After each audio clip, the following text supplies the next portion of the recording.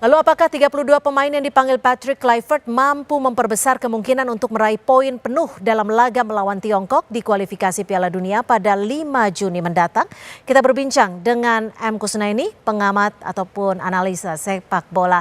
Bungkus, terima kasih sudah bergabung bersama kami di Kompas Petang. Bagaimana dari nama-nama baru yang muncul nih kalau kita bahas satu-satu? Mungkin ada Lily Pali, ini kembali setelah lama absen di timnas.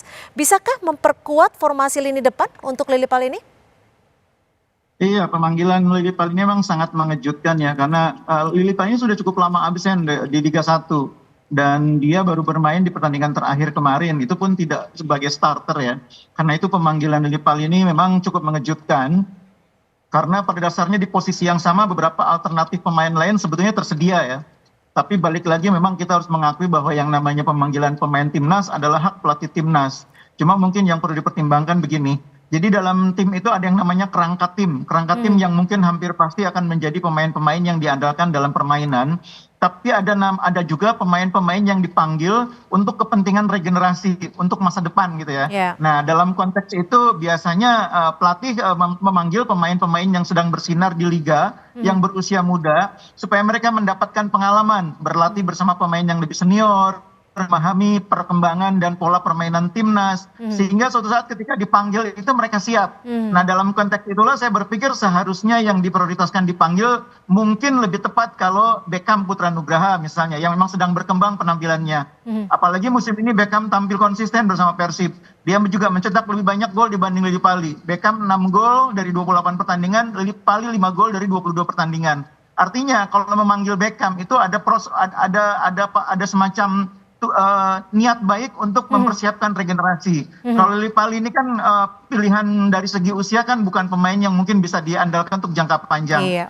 Kalau diharapkan bisa menambah kekuatan di lini depan, sebetulnya ini juga patut dipertanyakan karena kondisi Lily Pali kan baru pulih dari cedera. Iya. Itu persoalannya. Nah, Bung Kusnaini, kalau kita lihat kan ada Marcelino, Marten Pas, ini juga terkena akumulasi kartu kuning. Apakah akan berbahaya untuk timnas kita sendiri nanti saat melawan di babak selanjutnya? Secara materi sebetulnya tidak terlalu mengkhawatirkan ya, karena di posisi penjaga gawang kita masih punya penjaga gawang yang kualitasnya tidak kalah bagus ya. Kita masih punya Odero, pelatih timnas saat ini juga memanggil Reza Arya, penjaga gawang yang cukup baik dari PSM Makassar. Di depan mungkin kehilangan Marcelino agak sedikit berpengaruh, dan itu mungkin salah satu alasan mengapa Lily Pali dipanggil ya. Karena memang di posisinya Marcelino itu pemain yang bisa bermain lebih melebar. Lily Pali salah satu alternatifnya. Cuma memang seperti yang saya bilang tadi, Lily Pali ini baru pulih dari cedera, sehingga mungkin kalau diharap bisa menjadi starter sebagai andalan, itu juga mungkin sesuatu yang bisa positif, bisa juga negatif gitu. Nah, kalau tadi Reza Arya, ini kan ada di posisi kiper. Bagaimana performanya? Apakah akan membawa timnas kita jauh lebih baik nanti? Kalau saya melihat pemanggilan Reza ini keinginan pelatih untuk melihat alternatif. Karena posisi dua kiper utama itu sudah jelas, Marten Pas dan Odero. Kiper ketiga itu yang dicari, entah itu Nadeo, entah itu Hernando, atau sekarang ada pilihan Reza Arya, lebih merupakan upaya pelatih untuk melihat alternatif, terutama pemain atau kiper yang punya prospek ke depan. Ini benar ini cara memilihnya. Jadi daripada memanggil Sahrul Trisna misalnya, memang lebih efektif kalau kita memanggil Reza yang secara usia masih lebih muda, lebih punya perkembangan ke depan. Nah, jadi ini cara berpikir yang tepat. Kalau cara berpikir dalam kasus Lily Pali dan Beckham menurut saya kebalik.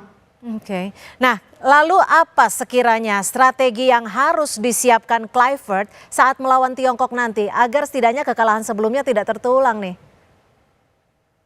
Iya, lawan Tiongkok itu adalah pertandingan yang tidak bisa ditawar, harus menang ya. Dan Indonesia tidak punya pilihan lain kecuali harus mengalahkan China atau Tiongkok untuk menyegel posisi ke putaran keempat. Supaya nanti di pertandingan terakhir lawan Jepang kita tidak terbebani kewajiban harus menang di kandang tim yang sangat kuat. Karena itu saya berharap di persiapan yang lebih panjang kali ini, di pertandingan berikutnya kita bisa menampilkan performa yang lebih bagus. Dan kalau melihat materi pemain yang dipanggil oleh Kluivert, sebetulnya sudah terbayang apa yang akan dia lakukan, cara mainnya seperti apa, susunan pemainnya seperti apa sudah terbayang. Tidak akan berubah dibanding pertandingan terakhir kemarin, kecuali Marcelino dan Marten Pas. Oke, baik. Mudah-mudahan ini akan membawa hal baik saat bertandang ataupun saat melawan Tiongkok pada Juni mendatang. Terima kasih, Bung Kusnaini. Sama-sama Cynthia, Cindy.